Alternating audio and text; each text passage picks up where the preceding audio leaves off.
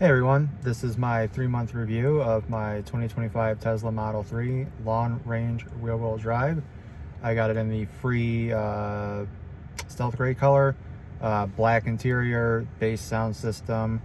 Had a good deal on it. At the time it was $0 down. I just had to pay the taxes up front, which was like $1,500. And then I was able to get it, and I got it for like $350 a month, plus taxes, so $380 a month. And if you saw my previous video, you know the reason why I got this is because I'm currently in litigation with my Ram 1500. I've always wanted a Tesla, so it just, it worked out. I didn't feel safe with my other car anymore, and they had a great deal for this, so I picked it up for a 2-year lease. I've been on a couple of trips with it, 2 trips out to Muskegon, one for the Tesla Owners Club of Michigan summer meetup, and then one for my 4th of July trip. I've done some accessorizing on it, even though it's only a lease. Like, I put floor mats in, mats in the front trunk, in the rear trunk, and the sub trunk. Well, the trunk. I put screen protectors on the main display, the rear display. I got a little charging adapter for like the door to put my J1717, I think that's what it's called, adapter in there. And that's about it. Oh, and I got the windows tinted. I got the wheel covers. I got those switched out to the Umbra wheels, I think it was. I'll have a link for all this stuff down below. I have some pros and cons for the car. It's fast. It's efficient.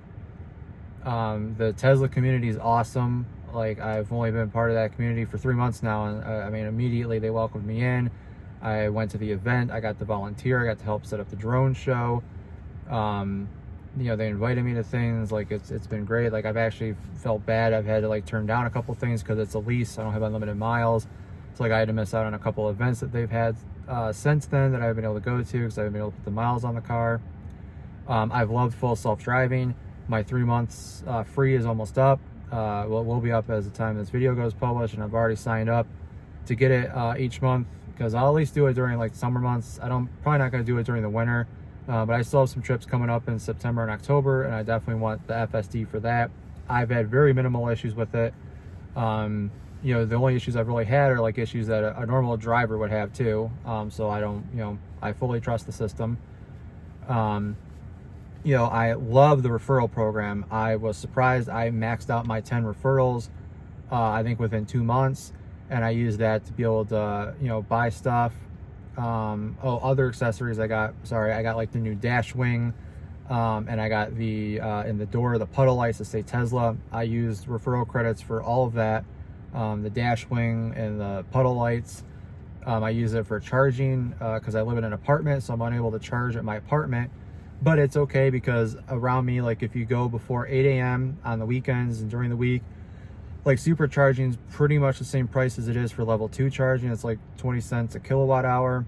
I can also charge at work for like 20 cents a kilowatt hour average. It's like 16 during certain times and 24 cents during other times. But when I go in and I charge from the office, it's about $10 to fill it up from like 30% to 100%. Because I drive right away and I go through about 10% going home. So I have no problem taking it up to 100 while I'm there. I've had 0 issues with it on trips. I got a mobile charger also, so like on my one trip I plugged in on the porch and was able to charge a little bit there. Sometimes when I'm at family members' houses, they let me charge because I explained to them, like, it uses 1 kilowatt per hour, so like if I'm here, like 8 hours, like it's not much. So they let me charge there. I tried running an extension cord from inside my apartment outside, but every time it just flips it. No matter how low I set the amperage or volts or whatever, it automatically flips it. There are some cons that I do have.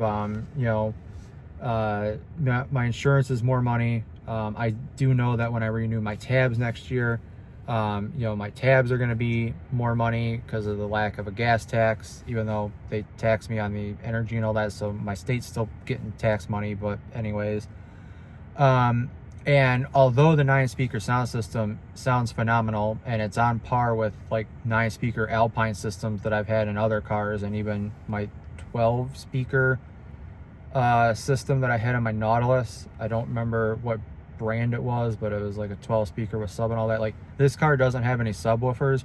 It only has one amplifier, 9 speakers, but it bumps. I mean, I do know that like when this goes in, I want to get a Model Y, and I do know the Model Y comes with like 16 or 17 speakers.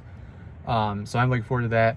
And stay tuned, because I'm actually demo driving a Model Y for a weekend coming up soon. So I'll have a little video on that. I won't have both cars with me at the same place. So I won't be able to do like a comparison per se of this car next to that car, but I'll be able to like give my thoughts and ideas of the new Model Y and how it compares to my Model 3.